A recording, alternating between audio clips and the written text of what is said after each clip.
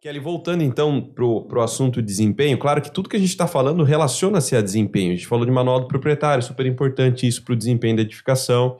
A gente já percebe que obras sem manual do proprietário já são obras que talvez não tiveram esse olhar de desempenho, né? Talvez ninguém ali pensou na utilização, né, do usuário depois, porque o cara vai fazer um móvel e tal, e aí tem que ter a planta de onde passam as tubulações e tal.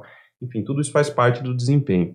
Mas ainda tentando entrar mais nessa seara do desempenho, eu queria te colocar numa situação assim, Kelly.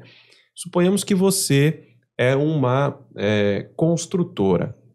E aí você acabou de entregar um edifício, né? O que é indispensável que seja feito na gestão da pós-entrega desse edifício? Tá. Todo mundo pensa que, como o imóvel é novo e o mercado tem um prazo de garantia de 5 anos, que todo mundo tem na cabeça que a construtora atende 5 anos de garantia.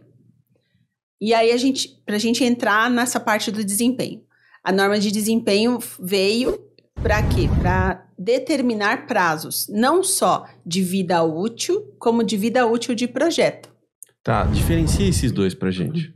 Vida útil é do produto, da edificação, e vida útil de projeto é tudo, é o que cada projetista projetou. Então, vamos falar de estrutura primeiro, depois a gente entra em outros sistemas. Estrutura. A sua estrutura foi construída para permanecer em pé durante quanto tempo? Aí a norma de desempenho deixa que é o mínimo 50 anos e o máximo, se eu não me engano, 75 anos. Então, o projetista ele vai calcular e vai especificar materiais, concreto, aço, o traço do seu concreto, para ele ter a durabilidade de 50 anos. Uhum. Mas para isso, você precisa cuidar para que ele tenha essa vida útil. Uhum. Senão, um está interligado com o outro. E aí você entra na impermeabilização. Você precisa de uma impermeabilização numa laje de cobertura que tenha durabilidade de 20 anos.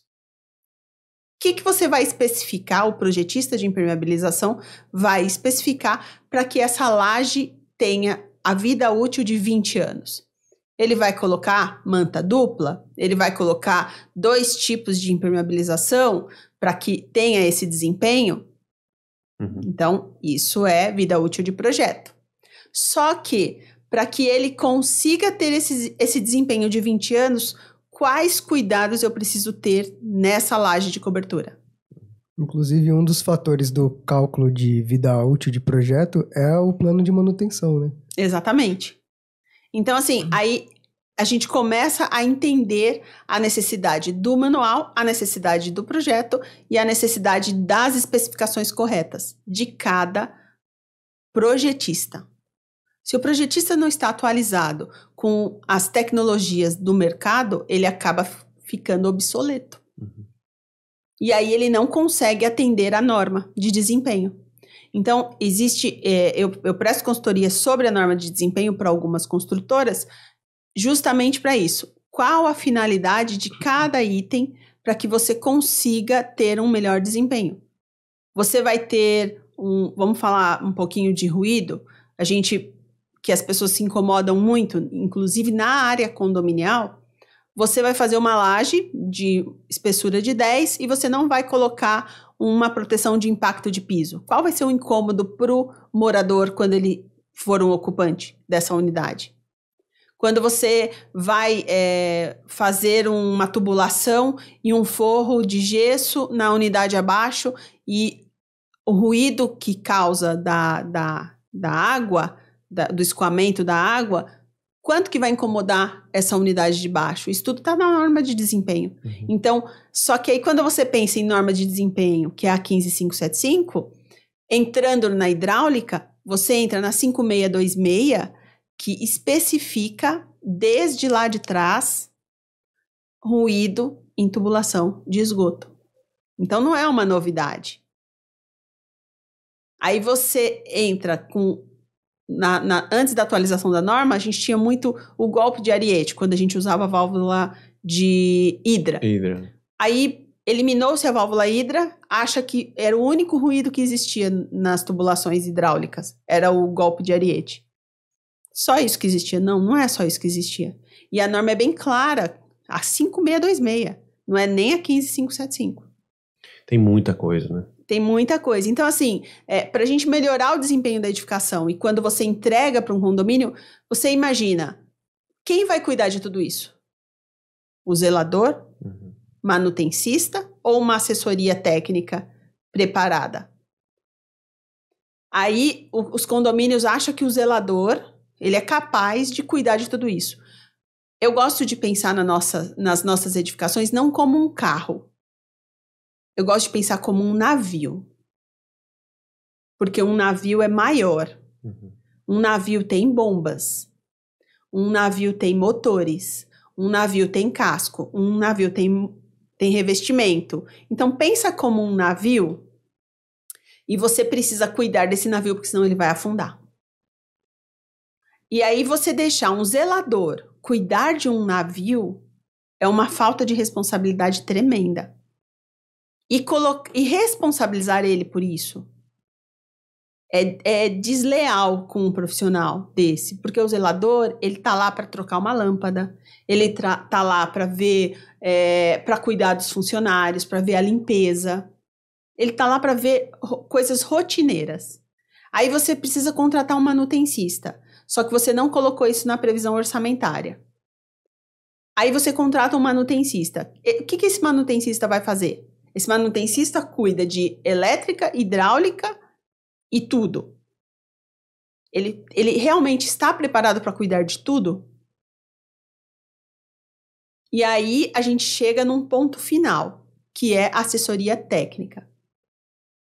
Que hoje em dia está muito, muito comum em prédios que têm responsabilidade, que têm consciência disso, que é essa assessoria técnica. Qual é essa assessoria? Nós entramos para auxiliar no plano de manutenção.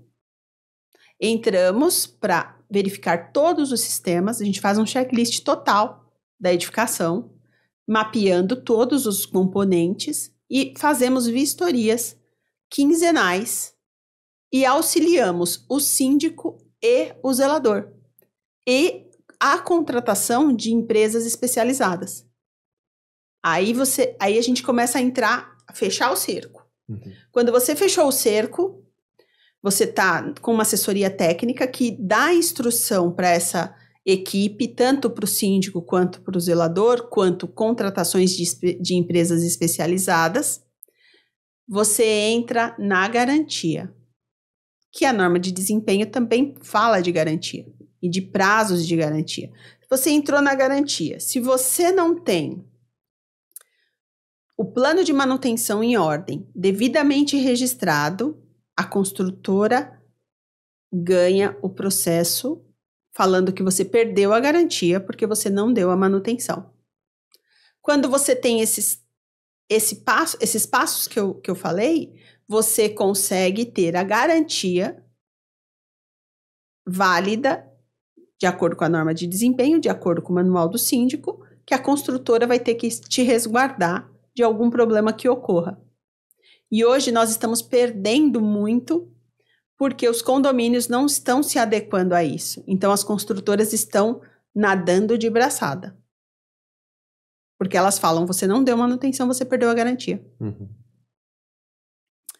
Só que alguns condomínios, alguns síndicos já entenderam isso e estão mais conscientes e estão ganhando os processos. E as construtoras que não cuidaram e não se responsabilizaram em seguir a norma de desempenho vão ter que pagar.